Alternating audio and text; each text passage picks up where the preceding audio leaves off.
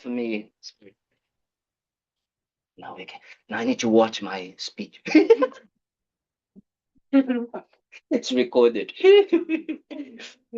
So, what we're gonna do today, as I always start, we do it what we call a preliminary practice. Okay, this is called preliminary because it's a preparation for the body, for the speech, and for the mind. Why? Because that's what we have: the body, the speech, and the mind. That's it, nothing else. Yes, all of the objects are not actually ours in the sense of that we can kind of like, we can move them around, but this is what we are creating: our body, our speech, and our mind. Yes. And then what we're going to do is that we try to make sure that the body, the speech of the mind is in the same direction. Hmm? And let's try to make it this direction maybe a little bit better. Yes, a little bit more kind, more compassionate. That's enough. That's what the world actually just needs. We don't need to make it something very, very difficult, very complex. We just need to have a good heart. And to do that, we need to create the conditions for it to happen. Yes. So that's what we're going to do. So when we do this practice of prostrations in this tradition, the Tibetan tradition, we're going to use the right hand as it shows or it represents as a representation of our compassion, of our heart. Yes, it's what we can actually do, how we can do things with compassion, with love. Yes, and the left hand represents what we call wisdom, because without wisdom, compassion and love can become stupid compassion and stupid love. Not you guys, you guys don't do that, but I do that a lot. So, so I need to do. So that's why we are using these two things, the compassion and the wisdom, yes, as a representation of how we're going to transform the body and the mind. Yes? And why we put the fingers inside is to represent that it's an inner path. That's one of the ways of explaining this. It's a way that I really like because we're going to talk today. That's an inner path. Nowadays, we're so used to external things to change ourselves. Doesn't work. There's no magic pill. Yes, we need to do the hard work, and we do the hard work with wisdom and compassion. Okay, and then we're gonna put that as a precious jewel, as the kind of like the thing that can actually transform our body, speech, and mind. Our wisdom, and our compassion. I'm gonna talk about the difference between knowledge and wisdom today as well. That we're going to touch the crown of our heads as saying, may everything that I do become, based or guided by wisdom and compassion. May all my actions of body, so we touch our forehead, be transformed by wisdom and compassion. May all the words I say be transformed by wisdom and compassion. And may everything that I think, that I feel, that I experience, my heart here. My mind, it's in the heart in the Tibetan Buddhism. Be transformed by everything that I do with wisdom and compassion. It's nice, huh? These representations, it's like what we call mind training. Yes, because we need to train our minds. We are so all the time being, bombarded by things. Let's then use those things to actually transform the body, the speech, and the mind to benefit us. Right? So that's what we're gonna do. And then what we do is that we go and then for those that want, another thing that I need to say, don't think that you need to do anything here. But if you would like to, you're gonna go down and we're gonna touch our forehead on the floor. Why? What that represents that we need guidance, represents our interdependency. Yes? We depend on others in order to achieve what we want in life. Differently than what they selling out there, that you should be independent, you should always do this, everything by yourself. Actually, we need each other. Yeah. So it's a sign of, as we like to say, becoming a little bit more humble towards our fellow human beings, animals, whatever. Okay? So that's what we're gonna do. And then we're gonna chant a mantra. Mantra is a protection to the mind. It's over there where Andy is. So behind the door. So you guys can chant if you want to. If not, you can just think, may I use, my compassion, my wisdom to transform all my actions of body, speech, and mind. Okay? And we're gonna get inspired by these beings, by Lama Zopa Rinpoche, by Lama Yeshe, the founder of this place, right? And all these Buddhas, they represent what we can achieve in order to benefit others. So very nice. Okay? Everything has a meaning. You might not understand it, but he has. Okay? So let's do this.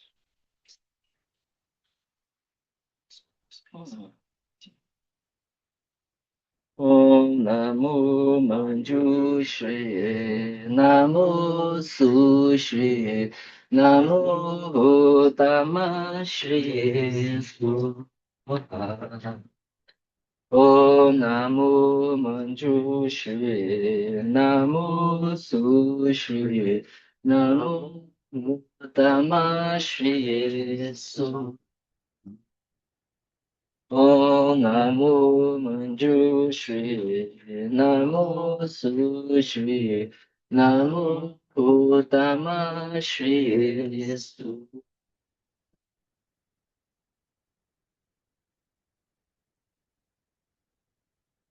Everybody would please turn off their phones.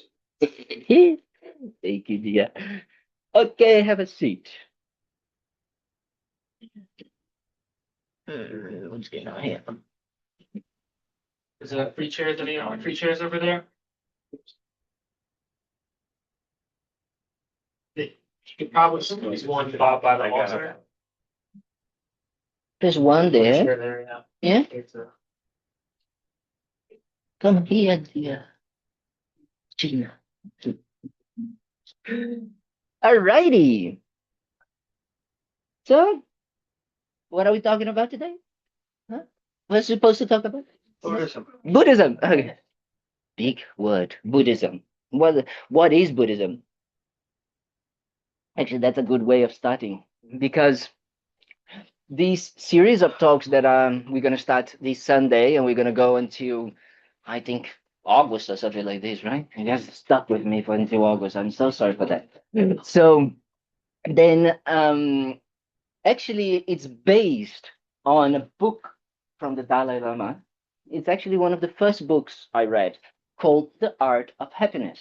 I'm not that smart to create these beautiful titles, okay? So it's based on that book from the Dalai Lama. It was one of the first books I read, and I said, what are we going to talk about? And I remember how that book really touched me the first time I read.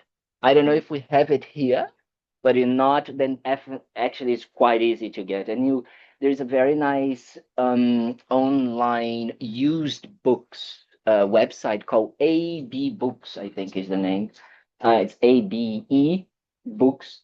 And then you can buy on like, kind of like secondhand for those that would like, or maybe it's a little bit cheaper. So I also like to do these things. Sometimes if you get a gift from me, probably if it's a book, it comes from that website. So it's used, and then people say, oh, he's giving me used books. Yes, I am. But it is. The library. The library.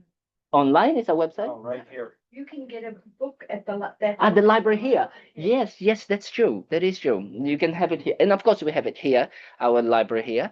So you can also, I don't know if we're going to have many, but I think I can see there. I think we have. It's a very nice book because it's actually a connection between the Dalai Lama with a psychologist, right? And they were talking, just talking. So it's kind of like an interview. These wonderful, it's from 1998, when I was born. No, I'm kidding. I'm getting old. So then it was a time that they were discussing, he used to go many, many times to visit the Dalai Lama, and they would talk about very important things. Of course, for him, Howard, can never remember his name, Howard something. And then he used to go and talk to the Dalai Lama. And it's a very down to earth type of book, It's not something that is very kind of like philosophical. Of course, there's a lot of philosophy because, as Jack said, it's a Buddhist book. And a Buddhist book, you're mainly going to find, as the Dalai Lama says itself, three kind of like main areas of Buddhism if you would need to divide Buddhism, right? The first one is a philosophy.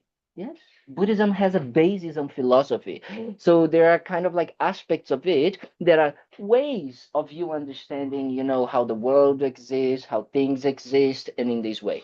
The other type is what we can say a division would be a Buddhist psychology. So it's understanding the mind, understanding emotions, understanding thoughts, and how these affects our day-to-day life. Yes. And the other type, it would be some sort of spiritual, yes, aspect.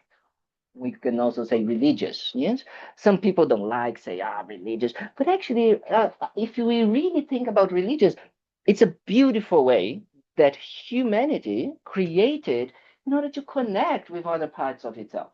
Yes, with maybe the world, with maybe God or whatever other people may call it. Yes, the source or so many things that people say nowadays. So whatever it is that you're kind of like using it, it's a tool, it's a method. Yes. However, as I began the day today, there is no way for you to experience either the philosophical part, either the psychological part, or the religious spiritual part just by listening or reading something in Buddhism. It doesn't work. Okay? It's not enough. Why? Because Buddhism, it's a tool, it's a set of tools, as I like to say, that you use in yourself, in your mind, in your life, in your relationships.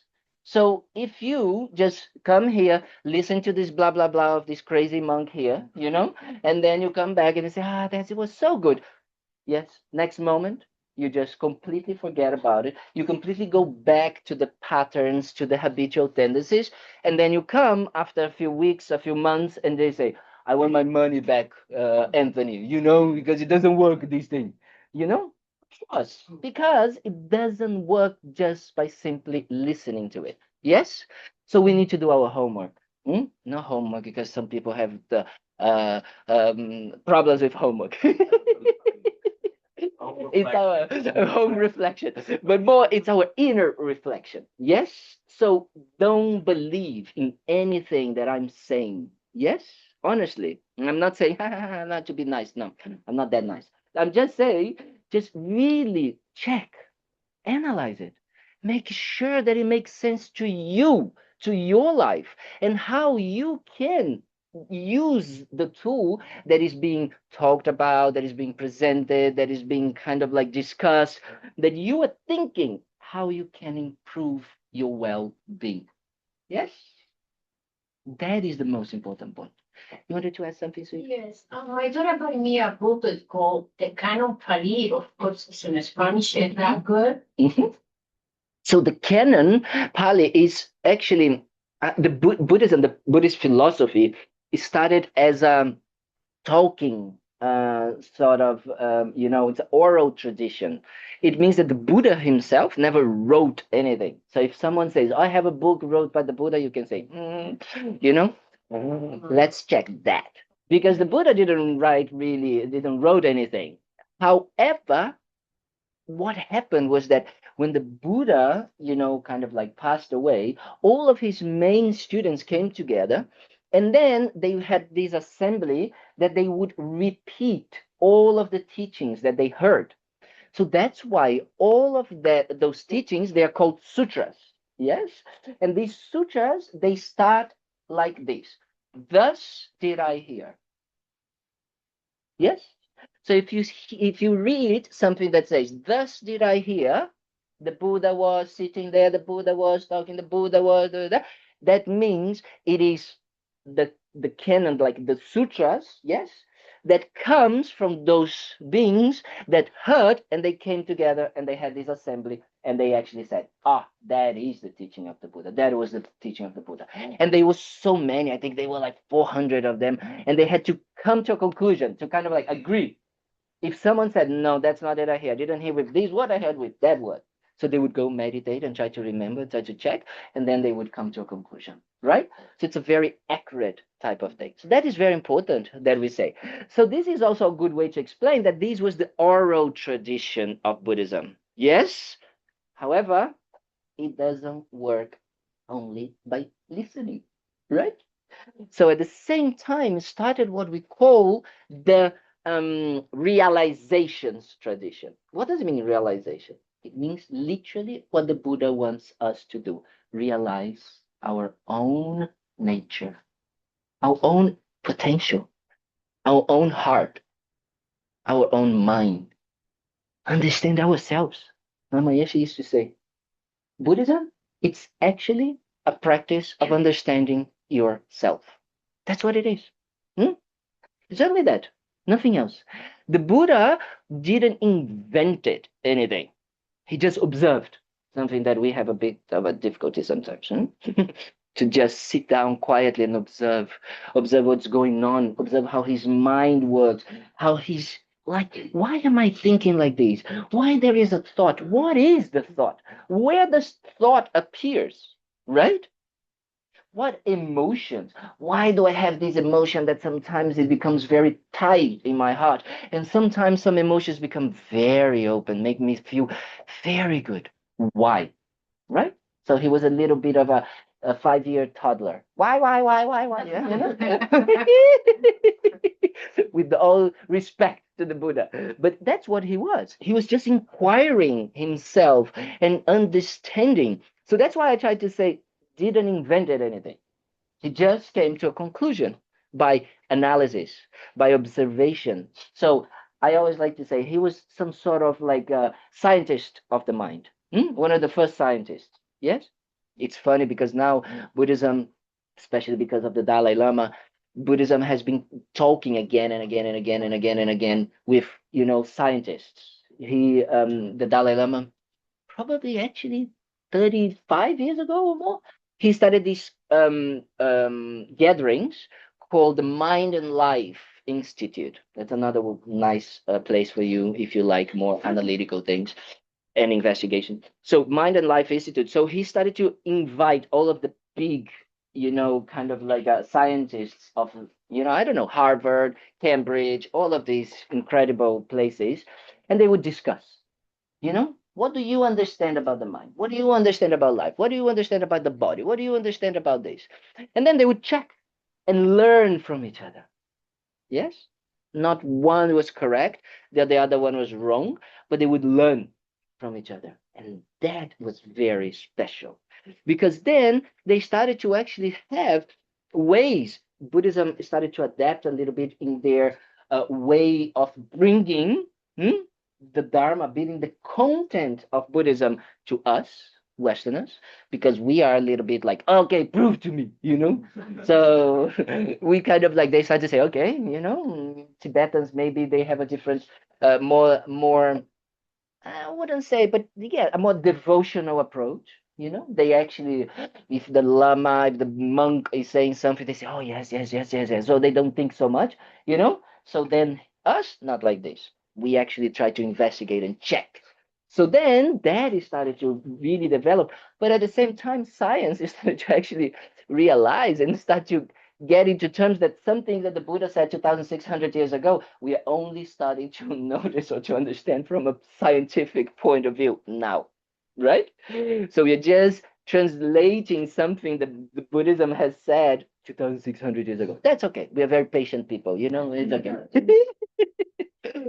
So that's why I said, okay, let's try to create this. Let's try to talk about, this book, because not only it's a very down to earth, it's very approachable book, and it's something that it's coming from the Dalai Lama. I this year again I had the opportunity to guide a group of people to a pilgrimage. We went to see the Dalai Lama, as some of you here, we went last year, right? October last year we went, yes. So like last year we went to see the Dalai Lama, and he's getting old.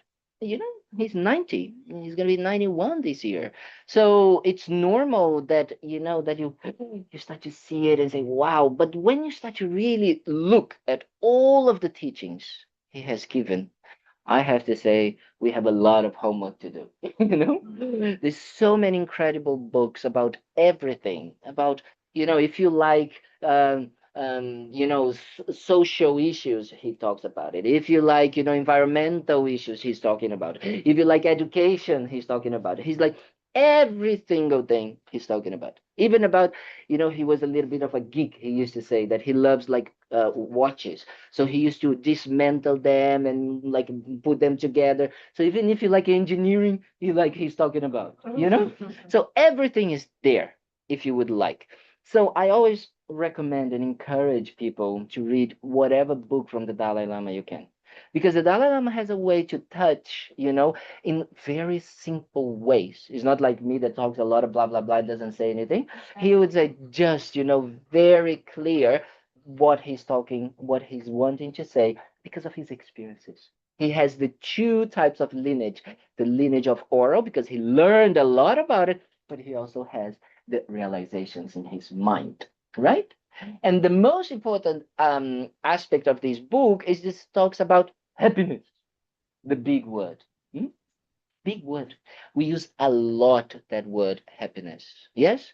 And in some ways, he started to say why we are always thinking and seeking happiness, but we don't understand. We don't analyze what that actually means. Right?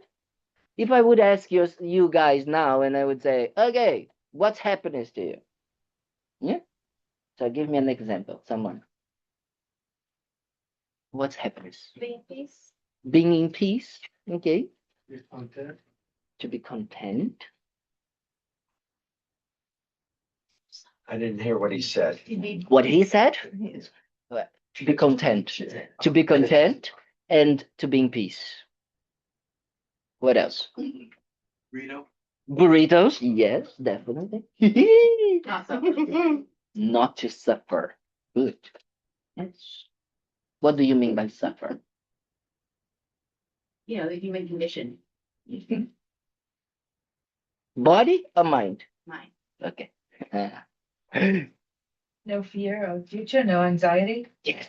That's a very good one, huh? Because nowadays we live in fear and anxiety, isn't it?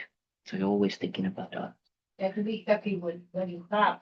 Yes, just being happy, no content with what we have, right?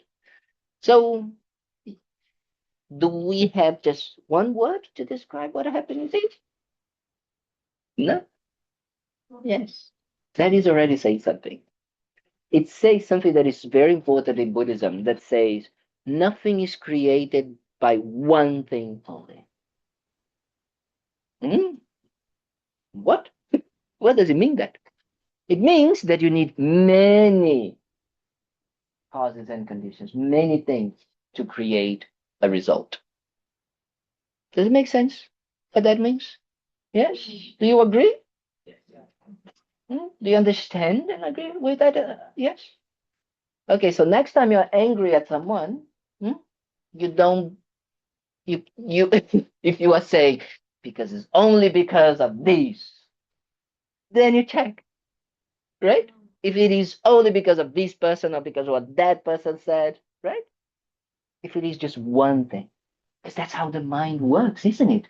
We try to tunnel and really put it, it's one thing, it's one person, it's one word, it's one action. Is it really? If we really start to investigate the mind, and especially when we're just talking about how happiness, we're not talking about anything else, we're just discussing how happiness works. And then we start to investigate that there's not one thing that creates happiness. There's a very nice book from a very special French monk. I know French, but yes, very good. But he was a scientist. He's called Mathieu Ricard. And he wrote a book about happiness. Yes, and altruistic happiness. It's huge. It's like this. And he did a lot of research. And one of the points that he come to the conclusion at the end of this big book is that happiness is not caused by one thing. Yes? It's a sense of well-being. Yes? That's the idea. However,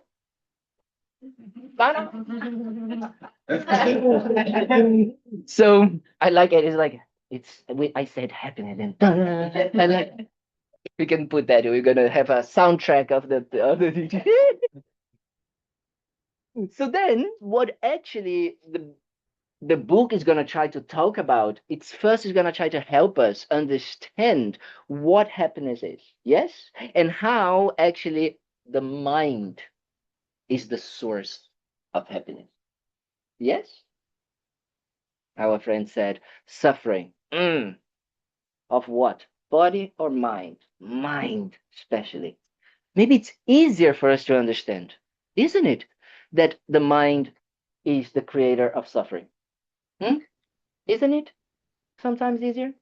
When you kind of like, when you see someone, normally we start with someone else. Yes, suffering. Much easier. Yes, like you see someone else suffering, so you kind of like, you know, uh, it's the best. We go to see someone, goes to someone's place, or we see some friend, and then we come out, and then we start to say, they are doing this everything wrong, and then doing that. You start to comment on the person's life, or how it should be, or how it could be, or what they are doing wrong, what they could be doing better. It's so easy for the mind, isn't it, to fix other people's life, other people's ways of behaving. But then when we actually try to look at our own mind, it's like, no, everything's okay here. No, no, no, have everything under control. Everything's under control. You right? So actually, because we don't look into our own minds, yes, as the cause of suffering or the cause of happiness. So in the book, especially, the Dalai Lama is going to try to help us that, yes, to check that, and especially the division of two types of happiness that the Buddhism and the Dalai Lama is trying to talk about in this book. Hmm? So he's going to define two types of happiness. Any idea what these two types of happiness could be? Ours and others. Ourselves and others? So. What else? Worldly / temporal and ultimate happiness. Temporal happiness and because worldly, I find it hard sometimes to use this word because if it's not worldly, then where are we? Spacious happiness? I don't know. I'm not ready to go to space to find happiness yet. Yes, but temporarily, yes. Maybe some sort of Temporary and permanent. and permanent. Yes, I like this word. Difficult word. Everlasting. Everlasting. Yes. Yes. So Buddhism, and in this book, the Dalai Lama is really gonna try to help us understand that division between pleasure, between satisfaction, and a sense of well-being that is not temporary, that is not, fleeting, is another word that you use, right?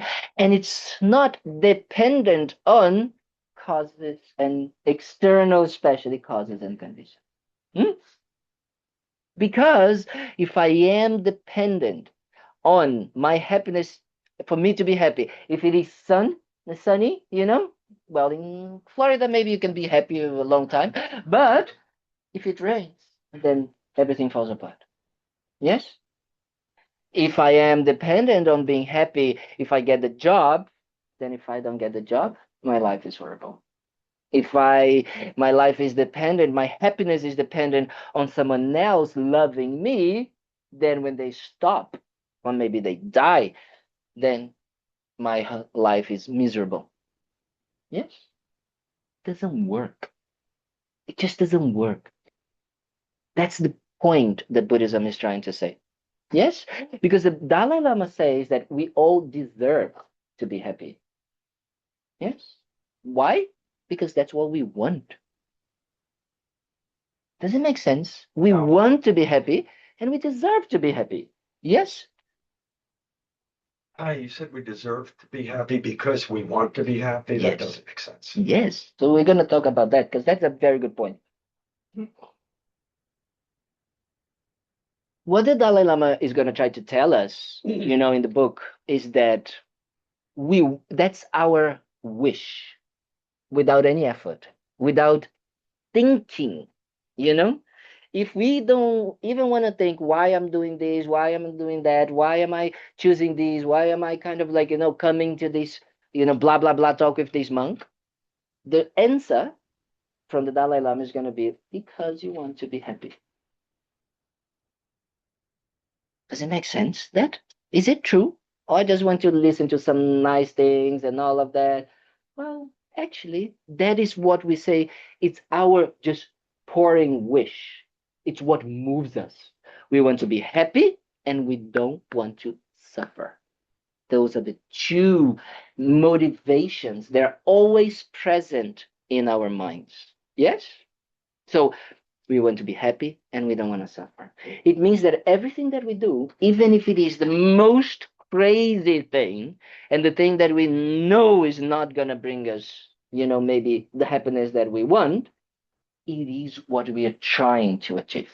Yes? Happiness.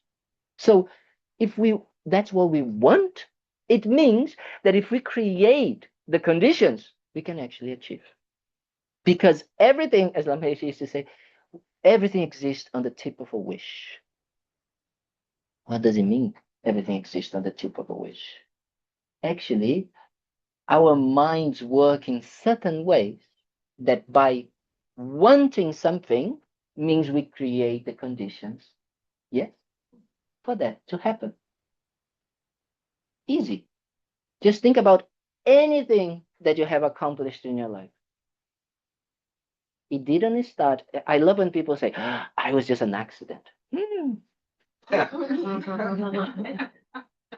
Really? Because an accident means that there is no correlation of cause and effect.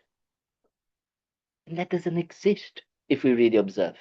Everything happens because of a cause. Yes?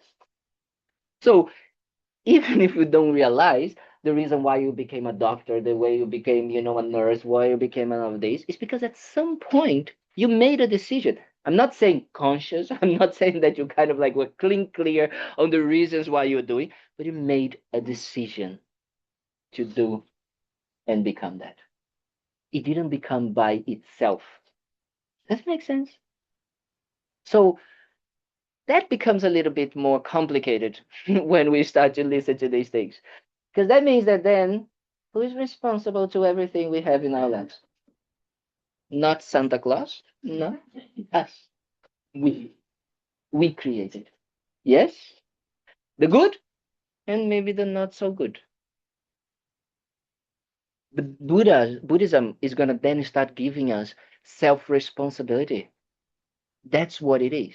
So it means that we deserve in the sense that we can have it. Yes? And that's what it means in we deserve. We can have it. Yes? We can have happiness. Yes? We deserve that because we have the conditions, we have the possibility. It's kind of like, when we do the human rights state, like what do you call that? Document, you say every human being has the right to be happy. The Dalai Lama says not only has the right, deserves, because it can. Does it make sense? Hmm? It can become happy. It has the potential in our minds because the mind is the creator of happiness. Yes? And not only one type of happiness, both type of happiness. The fleeting one, yes, the temporary one, and the long-term one as well. Then it becomes even more complicated now. Because I'm sure we were thinking, when the monk would say that, the fleeting, the temporary happiness, and then there's the more kind of like, mental state, well-being, that means that I can continue eating my burrito and, having my coffee because they are the cause of the happiness that I have nowadays, right? And I'm going to say, in certain ways, yes, they can, and they are for you right now. But who is creating that happiness? It's also you. Now we start to really go into the juicy part of Buddhism. Yes, trying to understand how can we be the ones creating our own happiness, our own pleasures, our own satisfaction. When, let's face it, our day-to-day lives is the opposite. We are sure that whatever we are experiencing, either the negative or the positive, it comes from outside, isn't it? Yeah. We normally, on a day-to-day level, when something nice happens, when you have that amazing ice cream, that amazing pizza, that amazing coffee, you are sure it's coming from the ice cream, the pizza, the coffee. right? When you have a promotion at work, you're sure that that feeling of accomplishment comes from that fact. Yes? So that object, that situation, that place, that person is giving you that. Yes? It's the one that is giving. Do you understand by giving? Yes? Giving to you, delivering. Yeah, it's like a here we use Uber Eats or DoorDash or something like that. They're the ones delivering to you that. Yes? So it comes with the chocolate, the chocolate cake or the ice cream. It comes with that happiness, that pleasure. That's what, Really? that's what the Amazon trucks say on them now. It's delivered. Really? I love it. Best mind training. Yes? You see it and you say, ha ha ha, not with me. Happiness delivered. Sorry, you want to say something? And obviously it's true that misery is also delivered from my brain, my mind. Yes. Yes. That is also something that we need to investigate. Hmm? It's If I'm not anxious and it's not circumstances, it's my mind. it's the way you are perceiving the circumstances. Yeah. That is what it is. That's what Buddhism is trying to say all the time to us. It's not about the circumstances and how they happen, but it's how we interpret, how we perceive it, how we experience them. That's what is going to make that situation become hell or heaven, good or bad, right? Nice or not nice, delicious or not delicious. It's in the mind, our mind, not someone else's mind, not someone else is imputing that in there. We are the ones. Honestly, when you hear that, I know, especially those people that have been coming to this blah blah blah now for so long, or they've been in the Dharma. We understand, but we understand it here. Yes? The moment that actually happens to us, we immediately blame the person, the situation, no? And immediately when the situation happens in a good way, we also give the responsibility of that happiness to others. Does it make sense? Yes? That's what Buddhism is trying to say. That's what this book it's actually trying to say to us. That happiness, both types, can be trained. You can train yourself to be happy. Does it make sense? Yes. Because if it comes from my mind, then if I have the mind in a certain way, yes, I'm gonna see it and I'm gonna be happy. Because that is the thing about the situation of our experiences with our mind. We perceive it, yes. We see the situation in a certain way, bad. Wow, this person, and I get the result, right? I get the result of my own projection. And then out of that result, how does it feel? I act with my body or my speech. Yes? Hmm? Do you understand what I'm talking about? That is something that is so important for us to really understand, that nothing that we do, nothing that we say doesn't come with an intention. Doesn't come from the mind first. Yes? A perception, an understanding, and a wish. Yes? So everything that we are doing in our daily lives, if we say that we want to be happy and not to suffer, why then I don't get what I want? Is someone here that they can say, I am fully content, I don't need anything? Yes? And I've been like this for a long time, maybe forever. Didn't say that? Yes.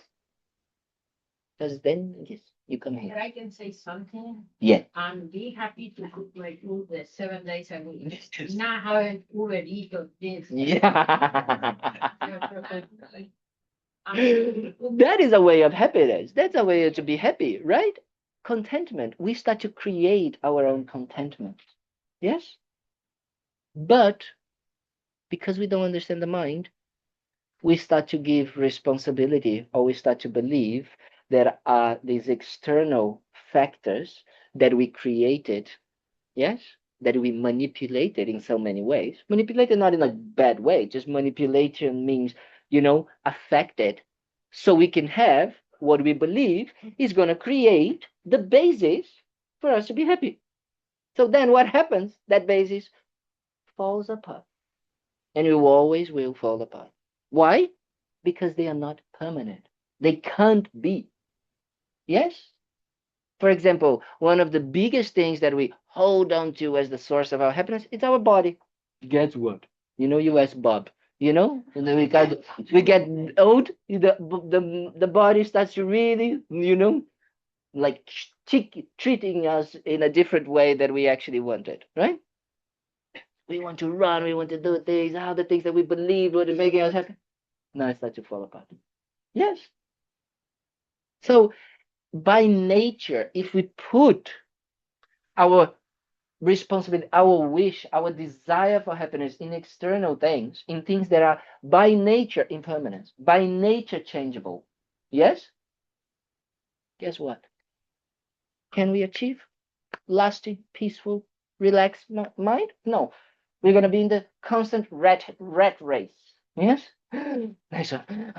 And then anxiety, fear comes from wanting to control all of these situations.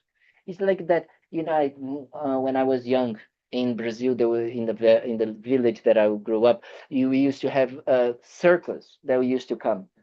And there was these ones I remember, this guy that had like, he had something like this and many plates, like, like this. That's our life.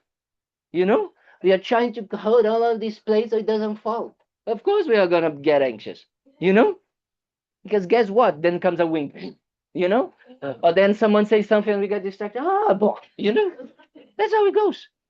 So we are always trying to control all of the external things that we can't control. Then suffering again and again and again. Then anxiety again and again and again. Then, depression. Yes. Does it make sense? Are we communicating what we're talking about here? What the Dalai Lama is trying to tell us, right? What he's really trying to say. Oh, if there is two kinds of happiness, and these two types of happiness, they come from the mind, then I need to understand the mind. I can train the mind. Yes? But if we don't understand this, that's why I'm using understand. I'm not saying that if you believe, it doesn't make any difference if you believe or not, to be honest. It's actually if you understand, right? But just understanding not enough.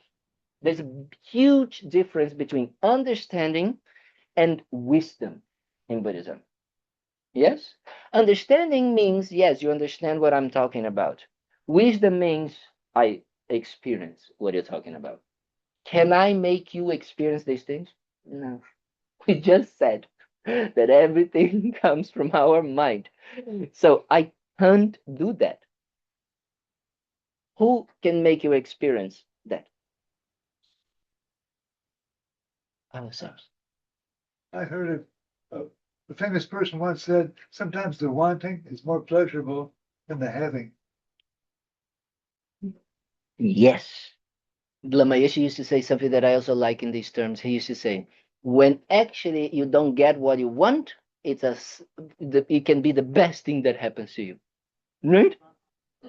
If you're training your mind, if not, because if you're believing that whatever you want is going to bring you happiness, you're going to become very mad, right?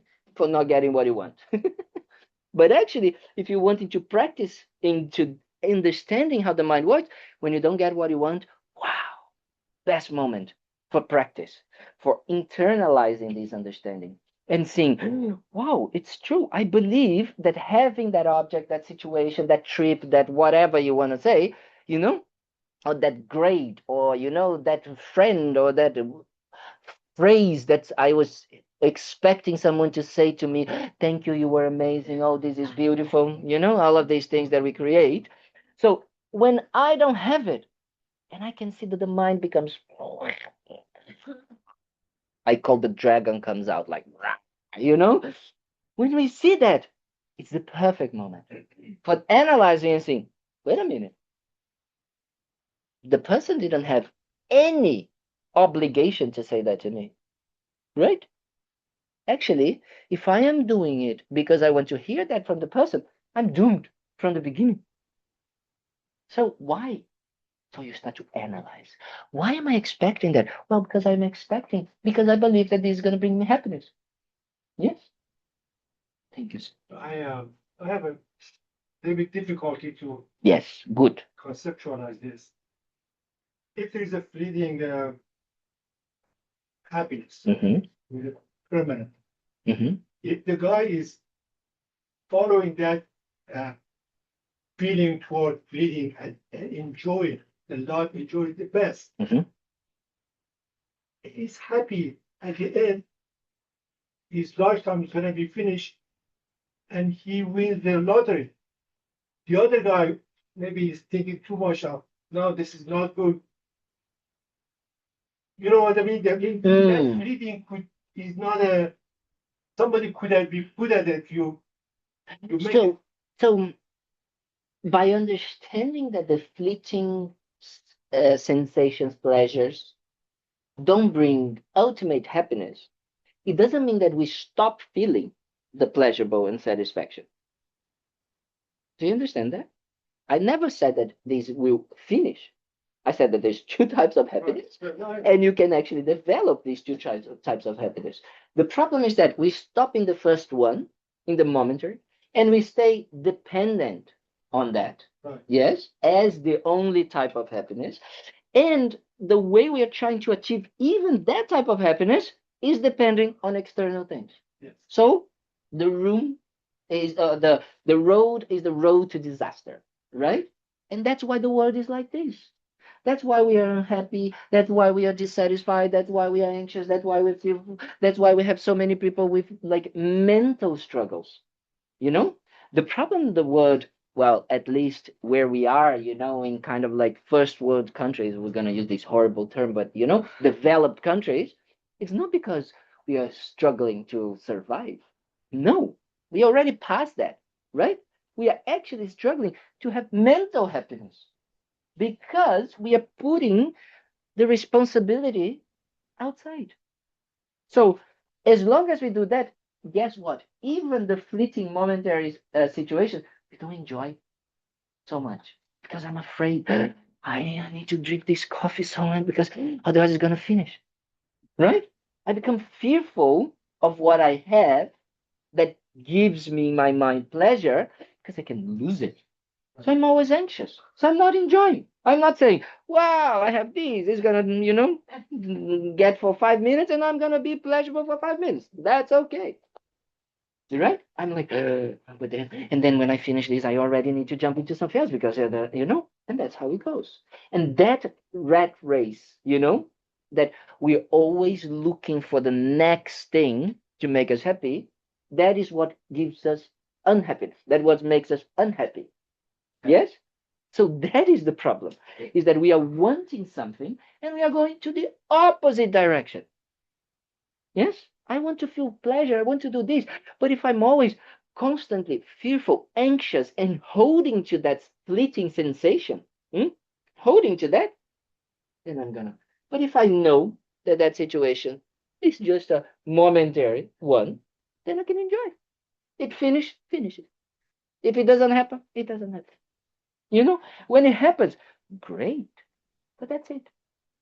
It doesn't actually create the ups and downs that we have nowadays in life that we normally say, but it's normal.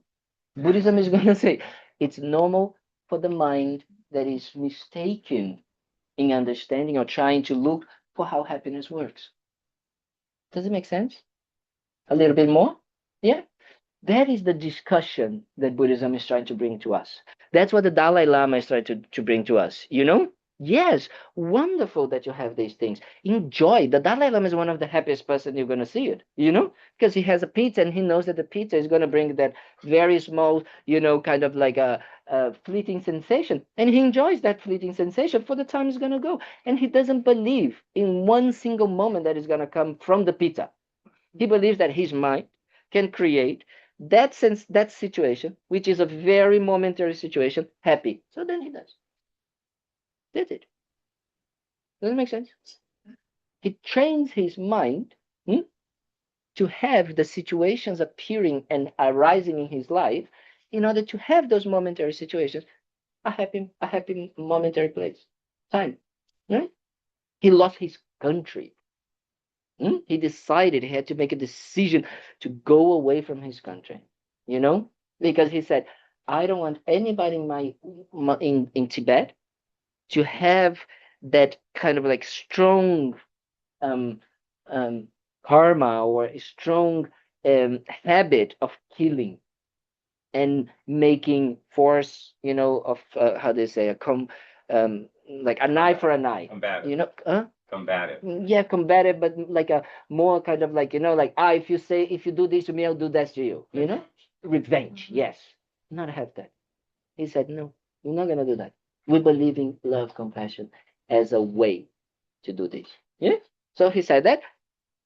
Does he kind of like become, devastated that he doesn't go out of his, and he's embarrassed because of that? No, that happened. So he used that cause and conditions in order to train his mind. Yes, whatever the situation is, that is the point. Whatever the situation is that we are encountering ourselves, because that's the point. It's very easy to train the mind in happy feelings when we have everything that we want. When things start to fall apart, then is the moment. That is the moment that he says, start then thinking, yes, what are the inner conditions and the outer conditions that you are creating for your happiness. Normally, we are totally in the outer conditions. If someone has something to say, then you tell me, because I forget to. The online people, I'm listening to you as well. So normally we only focus on the outer conditions as the source of happiness. We are not thinking about the inner conditions at all.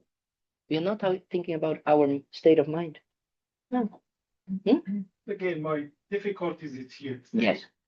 A person comes to the point, there's two stairways. Mhm. One step by step is a pleasure, and one step by step is going to nirvana. Yes. So as long as these steps are not interrupted, he's gonna be happy. But in any minute that this part interrupted, he's happy because you're already content. You know what I mean? No, but I'm gonna try to forget about two steps. Two steps. There's only one. Yes, it's very good because we are trying to separate one thing to the other. Right. Pleasure is not something bad. I never said that. I will never say that because I'm the most one that enjoys pleasures. Yes, especially burrito pleasures. So pleasures is not. If there's nothing, because if pleasure was bad, then I'm saying that everything that we're experiencing is bad. It's not true, right? What I'm saying is the mind that believes that chasing pleasure as the ultimate happiness, it's gonna make us suffer because it cannot give, because pleasure finishes. Yes? Yeah? Are we okay? First point. Yeah. Second point, we believe that who is giving us pleasure is the object. If we continue like this, we're gonna suffer as well. Because guess what? As we always say, one of my teachers used to say, we get married with an angel and we divorce the devil, right? So the person is going to change, right? So that means that pleasure that we believe is going to change. If we believe like this, we're going to suffer as well. So these two types of mental states that we are creating in relation to pleasure, one, that pleasure can give us long-lasting happiness, wrong. It's a lie that we are telling ourselves. And if we continue with this type of mental state, we're going to suffer again and again and again. It doesn't matter how much pleasure we have. Because, as you said in the example of the stairs, yeah, he's always going to get pleasure and pleasure and pleasure. That's not true, because pleasure finishes. Right? So yes, he's going to have to chase another pleasure. He's going to have to chase. He's going to have to chase. That in between having experienced one pleasure and having to chase the other one, there's suffering. Yes? And he's going to have suffering again and again and again and again. Yes? Second, the moment that the objects start to turning against, right? Because we believe that the object is the one delivering to me the happiness. So the moment that the object starts changing, shifting, and not deliver anymore, yes, Uber Eats stop, they cancel, then I start to be unhappy. So these two types of approach, they can never give the type of well-being, lasting type of mental state that we actually can accomplish. That is the point. So what Buddhism and His Holiness is trying to tell us is that if we actually use those pleasures, yes, as a source of training the mind, of seeing, like the Amazon truck, it's like, happiness delivered. I just laugh at that. You use that at like, what? Look at this. That's how I think. Completely nuts, banana, right? Completely. So then if I use that as a way of training my mind to eliminate these two wrong views, yes, that happiness do not come from the external object. It's my mind creating it. Yes. And second, that it doesn't matter if if I believe that pleasures will, just following pleasures will give me peace of mind, because they can't. They are fleeting by nature. They are momentary by nature, right? So these two mental states, these two views, yes, we say world view, or if we go whatever you want to say, this is the type of mental state, of inner conditions that creates suffering. So when the Dalai Lama say, check your inner conditions. So what he's trying to say, check your state of mind. Check when you are approaching something, if you are believing that, oh yes, when I have that, I'm going to be happy. And then you have it, finishes, and you believe, it's gone. I'm unhappy again. I need to find, it's just because I didn't find the right one. It was not the right burrito. It's because I didn't want burrito. I wanted pizza. I didn't want this person. It's not because this person is wrong to me. It's not this job is wrong to me. These are like this. So all of the time that we're trying to look for that, then we're gonna suffer. And second, if we believe, even if we have the burrito, even if we have the pizza, we believe that they are the ones delivering happiness to us, doomed. Guess why? Why is this a flawed state of mind? Because if it was true that the happiness would come from the burrito, what does it mean, happiness coming from the burrito? It means there is a component, we say inherent. Yes, we use this word that sometimes doesn't make sometimes, but inherent means it's a component, it's a permanent result, let's say like this, that the object that can give to us. So that means if the burrito has the component of giving us pleasure, yes, from its side, every single time I have a burrito, what the result has to be? Happiness, pleasure. Guess what? After I go to I don't know, Thai food or whatever, I don't want to have a burrito. And if I have it, it's going to be like, blah, right? Second aspect to try to check if this is true, if the happiness is coming from that person, from that situation.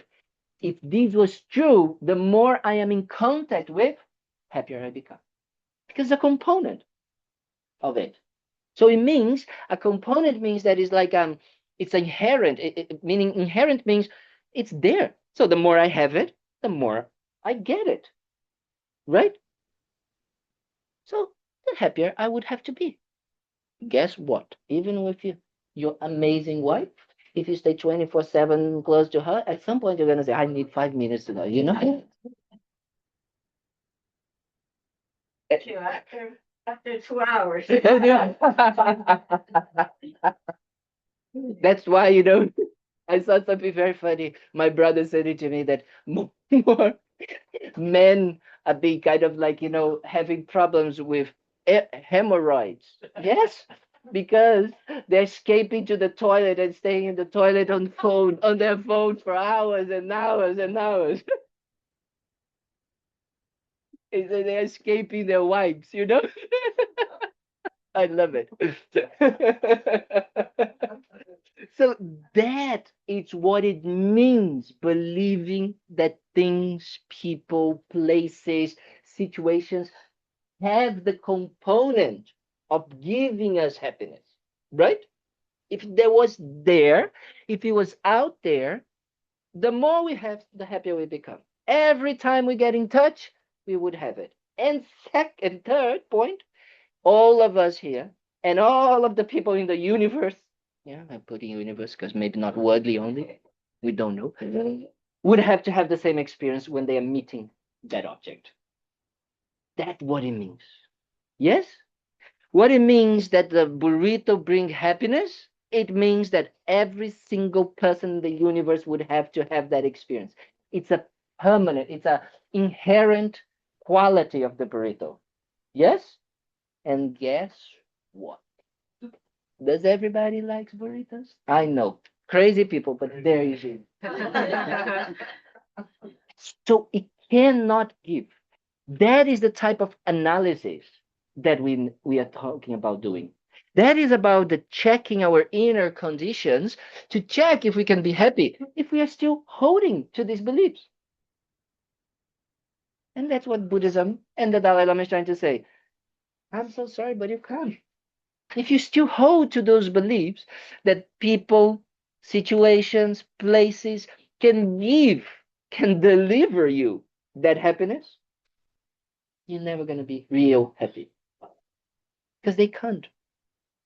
It doesn't come from them. They do not have that component. Who has the component? Your own mind. Doesn't make sense. And that, you know, something that I started to really, really, really kind of like think about it. You know, when you have situations that you're like, wow, so happy. You know, the mind is relaxed, something is good, and you're happy. Instead of looking that this is coming from the object, and if you really start to say, wait a minute, this is coming from my mind. My mind has the power to do that? Wow. I want to develop that state of mind all the time because I can feel it. I can experience from my own experience that I can do that. Doesn't make sense what I'm saying? Yes? When I really start to check and say, it's my own mind that is creating that. And so how does it do that? How do we do what? You say it does, the mind, the happiness comes from the mind. Yes. So how do you do that? How do you make Next that week we're gonna talk about it. Just to make sure you come back. I need to know now. I know, I know we need to know now. Yeah, and that's what I'm gonna do with you guys all the time. You know, that making you guys stop chasing the immediate satisfaction. You know, the immediate answer. You know. But that's what we're gonna talk about. We're gonna mainly talk about how to actually develop these inner conditions to sustain that mental happiness. Yes? And to be very quickly, and just gonna put it out there because we're gonna do a discussion group, discussion questions now. What we need to do is realizing that there are certain thoughts, certain views, yeah, mental understandings, and certain emotions that do not help us to achieve that. Yeah, that mental happiness. Like what we just described. The mind that believes that the burrito is the source of happiness is not a nice mind. Yes? It's not a mind that is helping us to achieve that. Because it's fooling us, cheating us. Yes? So decreasing and eliminating that mental state. Yes? But a mind that is based on love, compassion, kindness uplifts the mind. makes the mind happy, right? But then how we actually sustain it is see that in an authentic way. Also, these two things, guess what? We can train. Yes? We can train the mind in these two ways.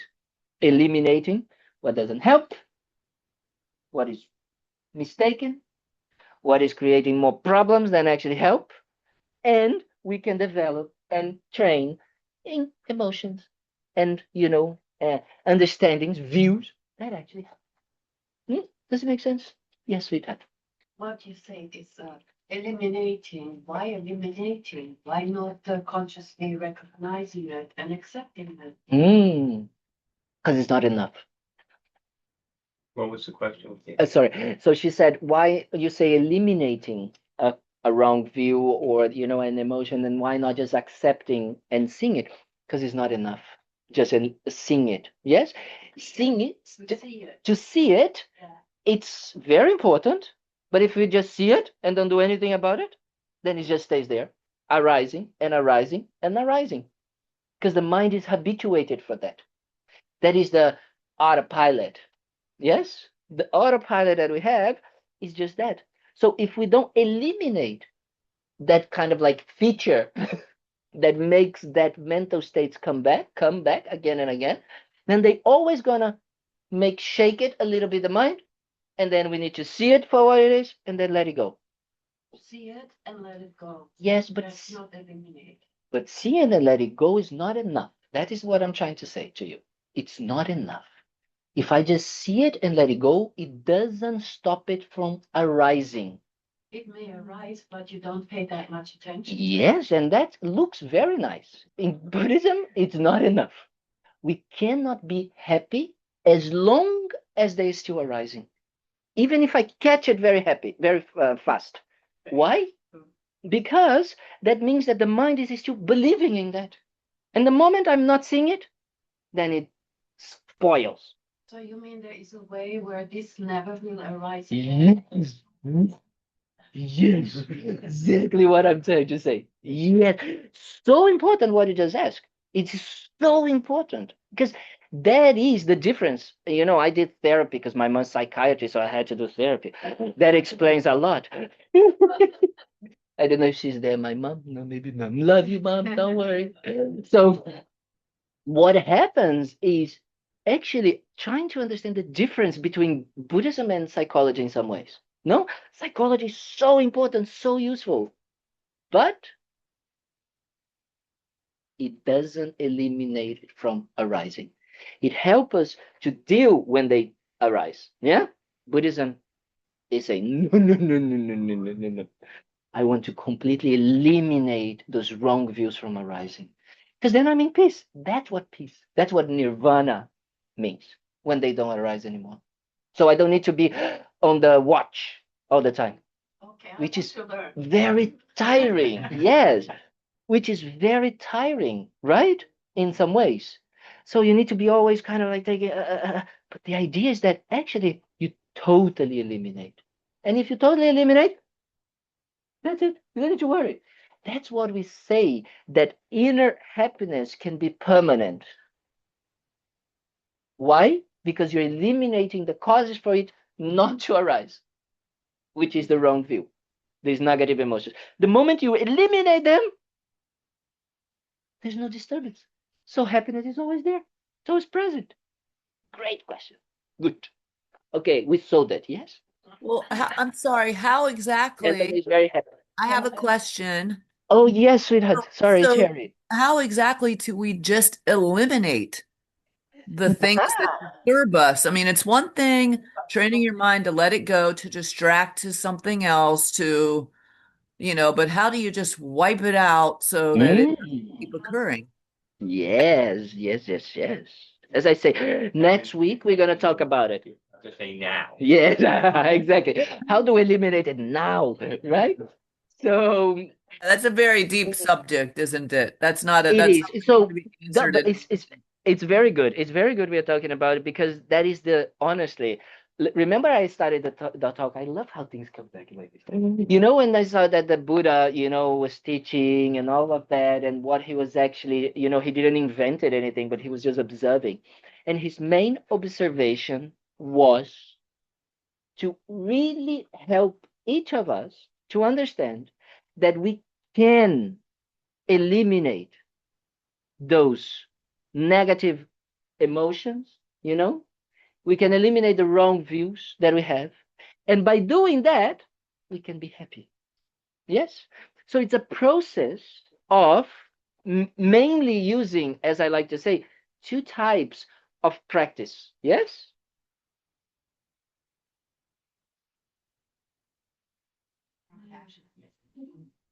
Compassion and wisdom. Yes? Compassion will help us do what? What we just say. We observe it and we let it go. And the more I observe it with compassion, with love, with kindness, easier it is to let it go. Yes? But it doesn't eliminate it for coming. Yes? So with wisdom, I'm going to see the essence, the nature of things. I'm going to investigate where or why these things are coming up. And I'm going to start debating, analyzing, checking, investigating. If just because they are arising and they are being like, I'm understanding this to be this way, does it make sense? Is it true? Right? So with time, I start to do what? I start to decrease those wrong views. I start to see things for what they are. Because what these ideas are making us, they are creating an idea, as we were saying to our friend, to see things as the source of our happiness when they are not, right? And believing that who is delivering us is from outside, not from our own mind. So when we start to eliminate these wrong views, yes, this is the way that we can eliminate completely. And the moment we eliminate completely and we just see things from what they are, nirvana is there.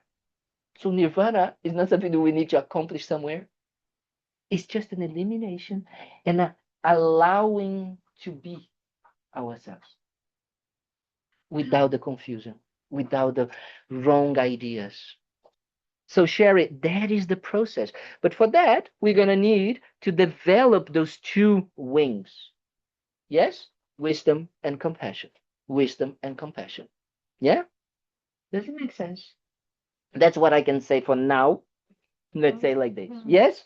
So let's do a little bit of discussion group because I feel it's very important that we do discussion groups. I know we don't like it. I know we don't like people sometimes, we don't want to talk to people, but it's very important. Why? Because by trying to, exchange with one another what we just heard, it doesn't just sit in our mind, as like, ah, yes, I heard that and that is the truth and that is what it is. When you start to listen to other people, you start to say, oh, I haven't seen from that perspective. Yes. Or that perspective doesn't help me because I think in these ways. So this is helping you realize how you are thinking. That is the point of discussion. In Buddhism, in the monasteries, we use debate. Yeah, we don't use discussion, we use debate. How we debate? We throw things at each other. No, I'm thinking. This is, the debate is actually we debate in the sense of let me check, let me check your way of thinking to help you see if the way you think is helpful and it's helping you. Yeah. It's not about me winning against you. Yeah. Like the president debate or whatever debate we have now, politicians debate, not like this. No. What? Or lawyers. Or lawyers. It's not about that. It's about actually me helping you to see it. So when we're going to do these discussion groups, yes, I think we have a lot of people. So maybe groups of 5 or something like this. And the people that come together don't sit together because you already kind of like know each other. So maybe try to come, with people that you don't know. So you kind of like get around. And we're going to discuss two things. Yes. What is one source of happiness in your life that feels lasting? Yes. Something that feels more lasting, that is, it's like more there, that you can feel is like it's less dependent, let's say like this. Yes. And one that feels more momentarily. That is easy. BOGOs and all of these things. Yeah. And then, so I'm not sure what to do with the people online. well, we can try to put them in the discussion. There is a one thing, I will help you in a minute. And the other one is just try to think if these two things, either an example of your lasting type of, happiness and something that was momentary, has it changed during your life? Hmm? Maybe, you thought that friends were the lasting things of happiness, and then you realize that, yes, they are, but actually, maybe me being in peace, might be a bit better, Just try to check. Does it make sense? Is it clear? Yes? Clear? Okay, come together. We have like 15 minutes. Yes? Yes, so 1, 2, 3, 4, 5, 6, 7, 8, 9, 10, 11, 12, 13. Yeah, do like, yes, yeah, that is.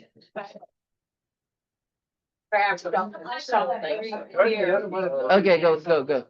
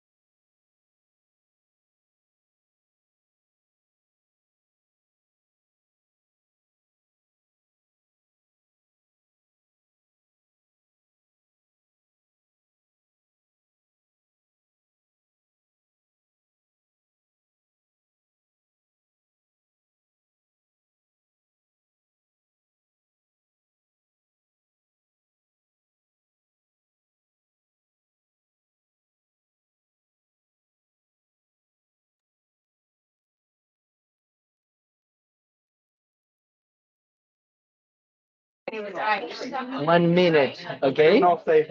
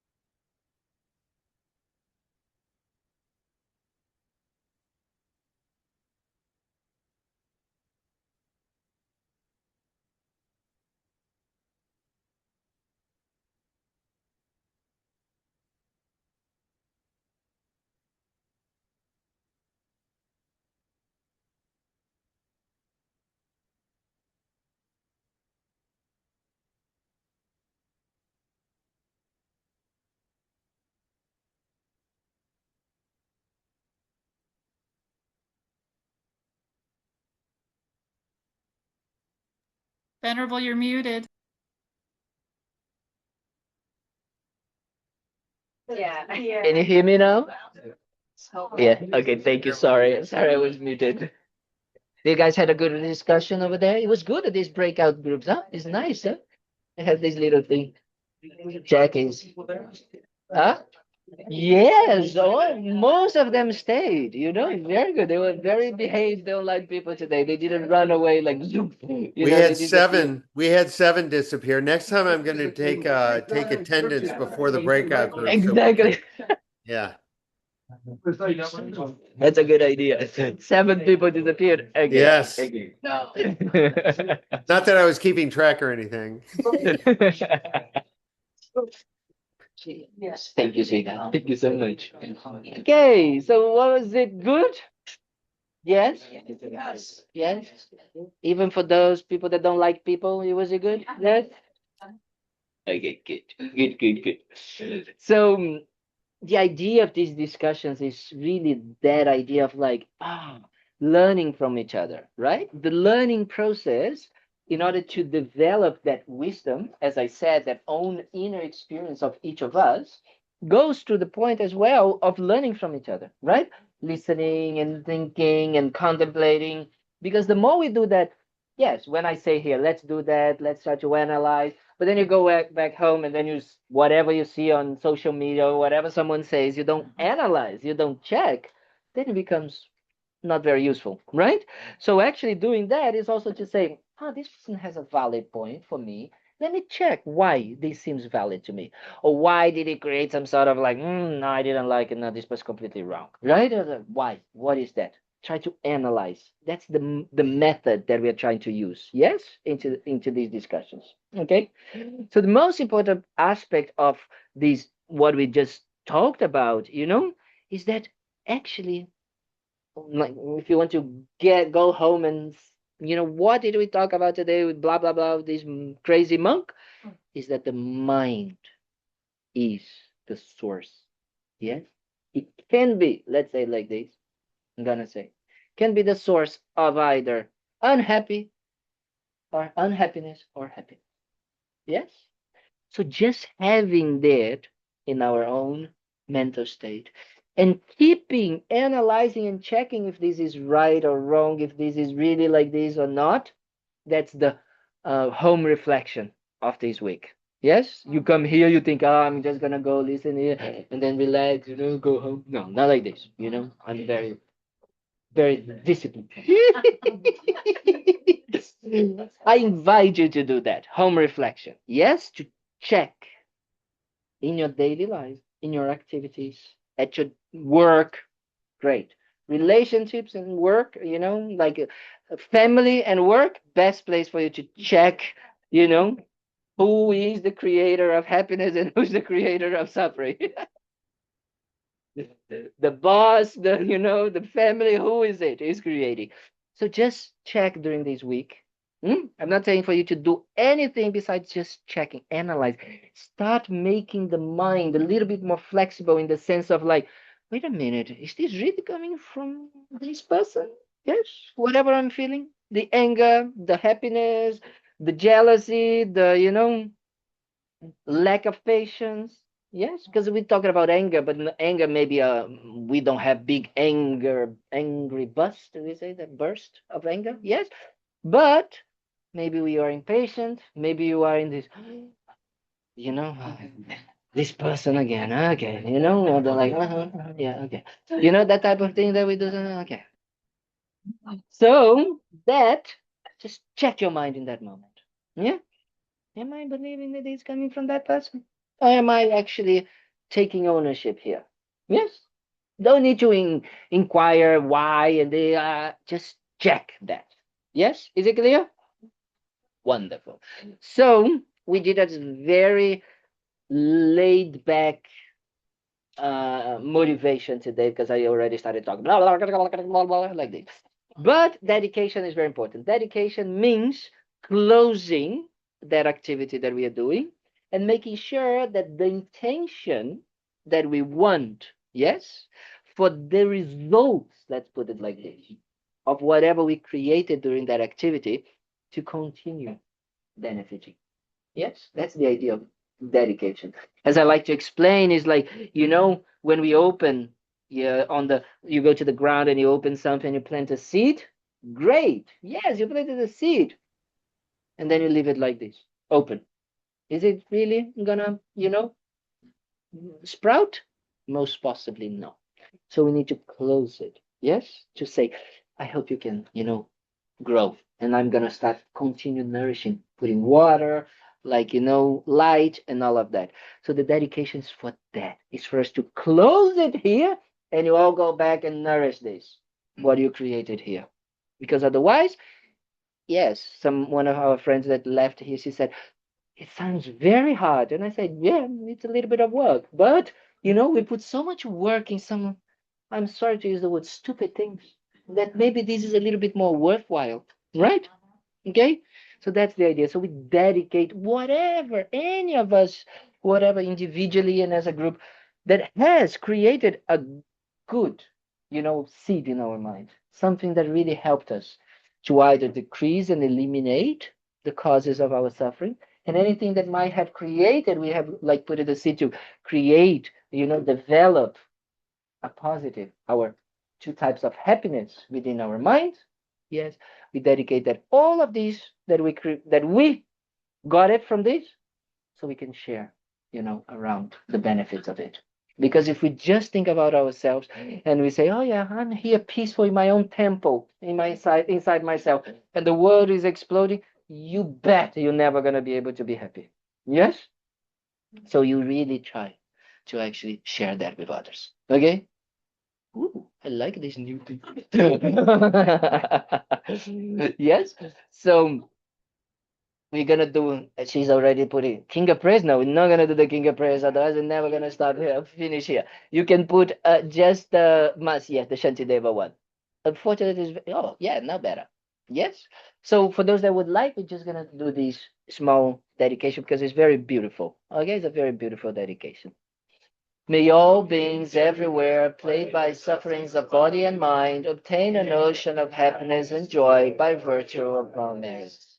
May no living creature suffer, commit evil, or ever fall ill. May no one be afraid or belittled with a mind weighed down by depression. May the blind see forms and the deaf hear sounds. May those whose bodies are worn with toil be restored and finding repose. May the naked find clothing, the hungry find food. May the thirsty find water and delicious drinks. May the poor find wealth, those weak with sorrow find joy. May the forlorn find hope, constant happiness and prosperity. May there be timely rains and bountiful harvests. May all medicines be effective and wholesome prayers bear fruit. May all who are sick and ill quickly be free from their ailments. Whatever diseases there are in the world, may they never occur again. May the frightened cease to be afraid, and those bound be freed. May the powerless find power, and may people think of benefiting each other. For as long as space remains, for as long as sentient beings remain, until then may I too remain to dispel the miseries of the world. And we're going to do a special dedication for His Holiness the Dalai Lama, because without him, we will never be here, with this book. So we're gonna just do what we call a long life. We ask His Holiness to have long life to continue teaching, writing books, and benefiting, so many beings with his wisdom and his compassion. In the land encircled by snow mountains, you are the source of all happiness and good. All powerful Chenrezig, Tenzin Gyatso, please remain until samsara ends. And of course, we are here because of Lama Zopa Rinpoche. So we just make a strong, don't need to put a dedication, Nana, don't worry. I'm just gonna do a general dedication.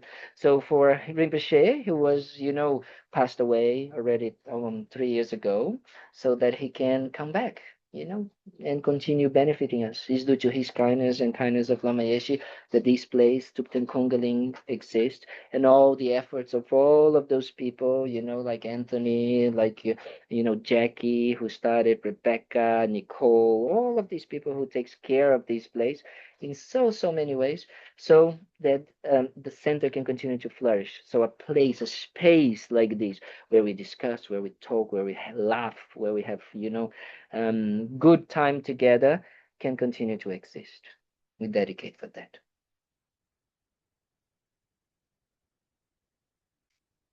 So thank you, everybody. Thanks. So nice to see all of you. I see you on Tuesday. So Tuesdays at 7